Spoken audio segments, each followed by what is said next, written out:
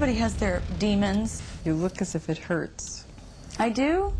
Love is work, and you gotta be honest about it. If you find yourself going another way, honesty with yourself, how you really feeling. Otherwise, you're better off alone. Don't waste someone's time. It was the shock heard round the world, the breakup of Brad Pitt and Jennifer Aniston. Did Angelina Jolie break up your marriage? Everyone says she's a homewrecker. It's a good story. Have you thought about the morning after? No, I'm just hoping I'll get through the night. Brad abandoned her, leaving Jennifer defenseless and vulnerable. Did Harvey Weinstein want Jennifer Aniston dead? Jen Aniston should be killed is the shocking email Weinstein allegedly sent, believing that she was making allegations that he fondled her. Why would Harvey think that Jen Aniston was going to lie? Or did he think that she had something on him? And what did actress Gwyneth Paltrow have to do with it? Harvey just did something really weird. And I was very shaken by the whole thing. It was like throwing him against the wall. If you ever make her feel uncomfortable, I'll kill you. I was sad, I was mortified, I was trying to play catch up. From the moment Brad started filming Mr. and Mrs. Smith, he was gone. You wanna make me the bad guy, I'll be the bad guy. What would people be most surprised to know about you, do you think? I don't sleep. That's right. Why? I don't know. Jennifer Aniston's perfect life came crashing down in 2005. Were you lonely? Yeah. Not as sad, lonely, but just like, You look as if it hurts. I do? Yeah, you do. I'm absolutely uncomfortable. You couldn't be sweeter and kinder, and I'm just Miserable right now. I don't know. 3 months after separating from Brad, Jennifer was heartbroken once It was a again. tremendous shock to her when the pictures of Brad and Angelina frolicking on the beach came out. It sort of presented them as this instant family with a baby, and Jen had expected to be having her own baby with Brad during this year. You did say what Angelina did was very uncool. You did say that. He asked me a question, and I basically just answered it honestly as I could. Shattered by her breakup, Jennifer had no one to turn to, not even her own mother. My mom and I always had sort of a push and pull kind of a relationship. Jennifer's mother, a former model, constantly criticized and yelled at her daughter. I was a chubbier kid. That's probably why I wore so much makeup. I mean, my mom wore makeup. After her mother published a tell-all book behind her back, Jennifer vowed to never speak to her again. Oh my God, where did you get that?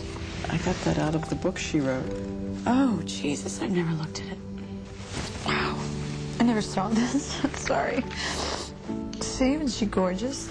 But are you surprised at yourself that you can't Let it go.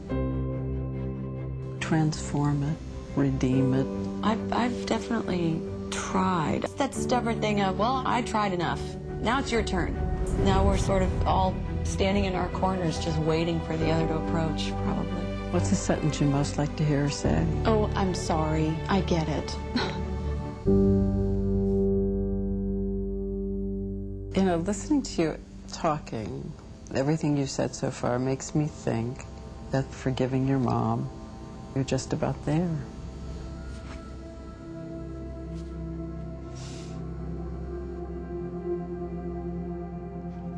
But Jennifer wasn't ready to forgive. Instead, she escaped into her work, filming a movie for a big Hollywood executive. Harvey Weinstein is a serial predator. This was a well-known secret in Hollywood. Years before, Brad Pitt's ex-girlfriend, Gwyneth Paltrow, fell victim to Harvey. And I was very shaken by the whole thing. We had one instance in a hotel room where he made a pass at me. I really kind of stood up to him. I told my boyfriend at the time, Brad Pitt, he said, if you ever make her feel uncomfortable again, I'll kill you. It was like the equivalent of throwing him against the wall. It was so fantastic. And Harvey was never inappropriate with me again. Without Brad there to save her, who would protect Jennifer from Harvey? Jennifer told Variety it was such a level of gross entitlement and piggish behavior. Harvey cornered Jennifer and abused his power by pressuring her to wear a dress of his choosing. I was sad, I was mortified, I was trying to play catch up. Harvey's attempt to control Jennifer was all too familiar. But just months after being publicly humiliated and abandoned, Jennifer was finally pushed to the edge. Whenever you feel a little nervous about something, you have to sort of go walk towards it. So I did. Jennifer stood her ground, and this infuriated Harvey. Weinstein had received an email notifying him about Jennifer Aniston confiding to a friend about being attacked. There were also some other details in the email that included Harvey having a massive crush on her. The ruthless Hollywood producer wanted his revenge. Did Harvey Weinstein want Jennifer Aniston dead? Jen Aniston should be killed is the shocking email Weinstein allegedly sent. Crossing Harvey was dangerous, but rising above him made Jennifer see her mother in a new light. This is painful and this is not going away, you know, and so there was something about having to overcome that heartbreak, especially when you love your parents so much. After surviving the most horrifying year of her life, Jennifer was finally ready to face her mother. After 9 years of estrangement from her mother, they've begun talking again by phone. It's been really nice. It's crazy what, you know, your life kind of being turned upside down will lead you to. It's always some really wonderful things that end up coming out of it. I think for us, it was the time. Yeah. It's healing, mending. The other day, I was doing yoga, and I said, you know what, I have to say I'm feeling a feeling I don't know if I've ever actually felt before.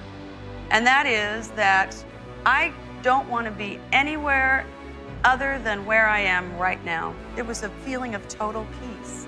And by recognizing how far she'd come, Jennifer was finally able to make peace with Brad. People want it to be this war and this mean, terrible, shallow thing, and it's just not. No anger, no feeling of wasted years. No. None of it. Thank God, no. Wouldn't that be a drag? Hi, Aniston. How you doing? Good, honey. How are you doing? I'm all right.